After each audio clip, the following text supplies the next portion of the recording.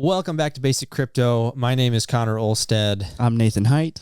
And today, what are we talking about today, Nate? I want to know more about what Bitcoin is. What does it do? I've gotten a lot of questions lately of just how it works and just trying to understand what, the other question was, what is it backed by, if that makes any sense? Yeah.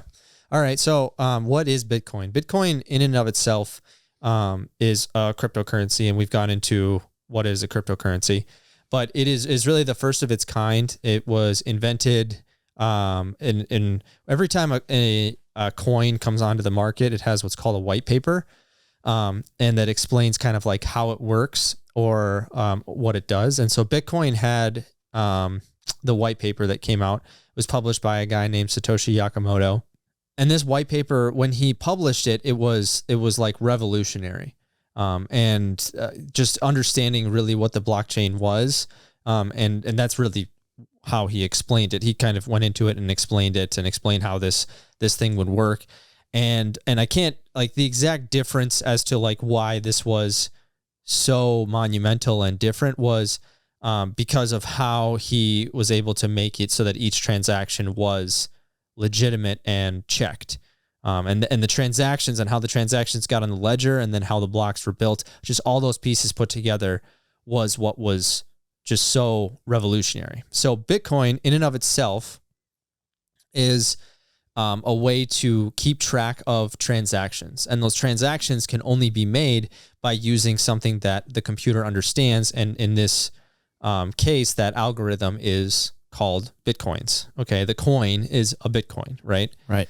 And so, but it understands that there is, that you have X amount, I have X amount, and X amount was transferred between whatever, between the two addresses. Okay. Okay. So essentially it's a form of looking at transactions. That's what Bitcoin is. That's the currency. Yeah. So the currency in and of itself, the Bitcoin and the Bitcoin ledger and the Bitcoin blockchain is used to just have this X and Y happened. This much Bitcoin moved from here to there. You can't put any other information on top of it. You can't say, and what I'm kind of leading into is what's called smart contracts. Okay. And we're going to get into that. That's going to be our next podcast. So definitely come back and look at that. But that's what Ethereum is. And Ethereum was kind of the second big cryptocurrency, but Bitcoin in and of itself was made specifically to record transactions from one address to another using Bitcoins. And since it's its own kind of closed system and closed loop, there's only a certain number of Bitcoins that exist. In order to enter into the ledger, you have to either mine Bitcoin or get Bitcoin from somebody else. Okay. All of the Bitcoin that exist in existence are mined. And so you have, because that's part of the white paper that kind of dictated because if you just said oh, hey, this transaction of Connor is giving me $100, if you just put that on the ledger, it has to track back to see how did Connor get that $100, right? And that's why you can't really go off the ledger of Bitcoin and go to other things, and because you need to know how did this address originally get Bitcoin, and every address, if you track every Bitcoin back to its original, it was mined. Okay. And and that mining process happens from transactions and happens from creating blocks and that kind of a thing. Okay. All right. So another question that I have is mainly on spending Bitcoin, because I know that there are a lot of companies that are accepting Bitcoin as payment. Okay. It also runs off of, so it's really backed by nothing. So how is it worth something? Right. And that's a very common question that a lot of people have, because they believe that their dollar that they spend is backed by something. Right. And it used to be backed by gold. Mm-hmm. And there were some dollars that were backed by silver, the silver certificates. I remember I found one and I still have it in my safe, because what that represents is like there is a piece of silver in a Federal Reserve that backs this dollar. That's what a silver certificate is. Okay. And for gold, it used to be that the dollar was backed by gold, but it no longer is because we've printed too much of it. Right. And so as everybody else in the world, all other currency. And so really the currency is only backed by its government. Okay. That's it. Like, and it's backed by the work of, of what people are willing to do for it. And its value is held by what other people will do with it. Yeah.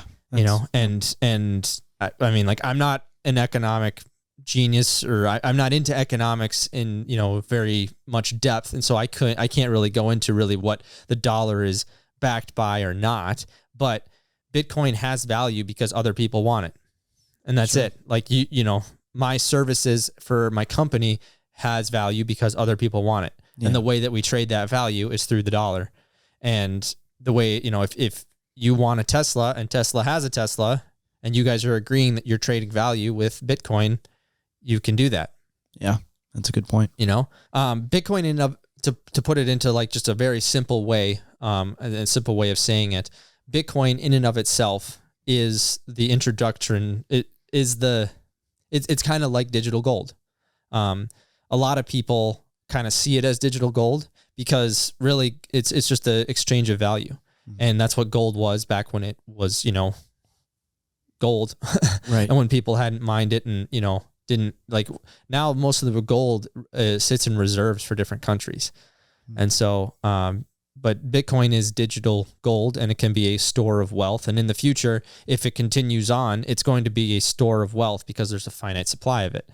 And that's it. Like, I don't think that Bitcoin is going to be the currency of the future because it sucks too much power to do it, because how all these transactions get onto the blockchain and how the blockchain processes is a lot of power. And I go into that more in the podcast for blockchain. So definitely listen to that if you haven't.